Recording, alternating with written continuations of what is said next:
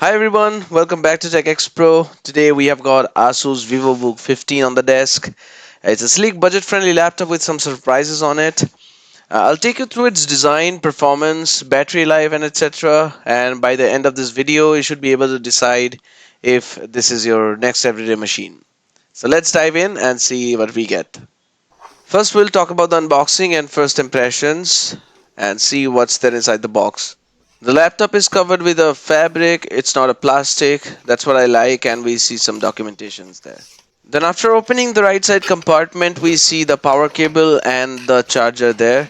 The adapter's power output is 45 watt with 19 volt of DC voltage and about 2.37 amps of current. This adapter will work almost anywhere in the world without a travel adapter, considering it supports international voltage ranging between 100 to 240 volt. But the drawback is you get pin type charger with this system, not a C type, so you will have to carry this adapter everywhere. Now let's talk about the aesthetics of the top cover. The Vivobook 15 comes with a very clean and minimal design. The matte finish on the lid gives it a modern and professional look, and it also helps in reducing fingerprints to some extent. Also, the ASUS logo is subtle and not too flashy and gives ample amount of space on the lid where you can add stickers on it.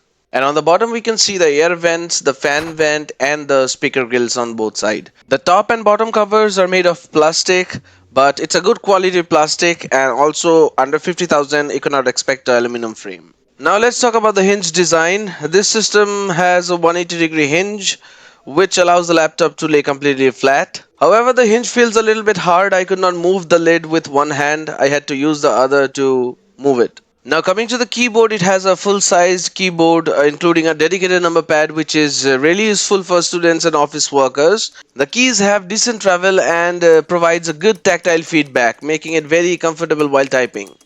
On the other hand, the touchpad is smooth, very responsive, it supports all the multi-finger gestures and it handles palm rejection pretty well.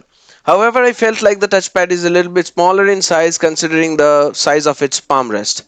Now let's talk about the ports and vents. On the right side we have a set of useful ports there, starting with the DC in port for power adapter input, and then we have HDMI that supports up to 1080p output.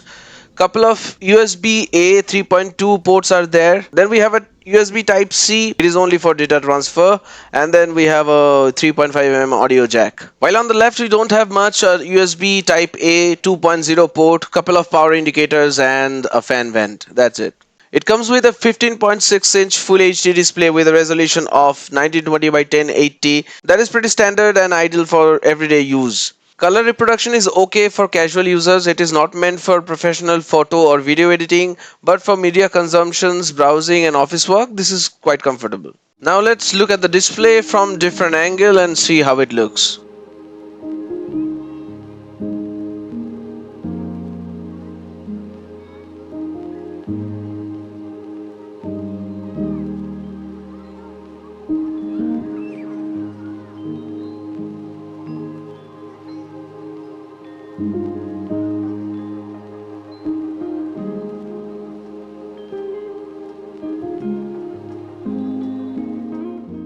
Now let's talk about the speakers on the Vivobook 15. The laptop comes with stereo speakers tuned by Sonic Master, which is ASUS in-house technology.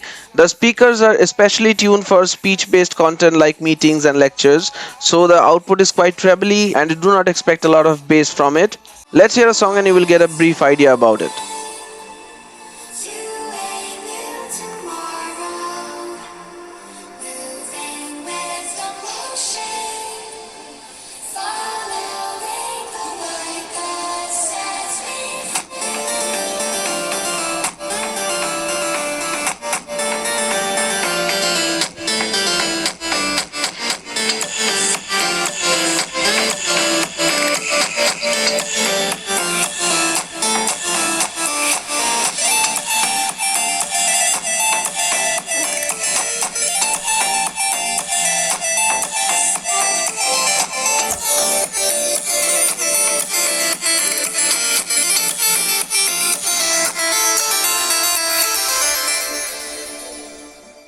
So that was few of the points that I wanted to share with you about this laptop.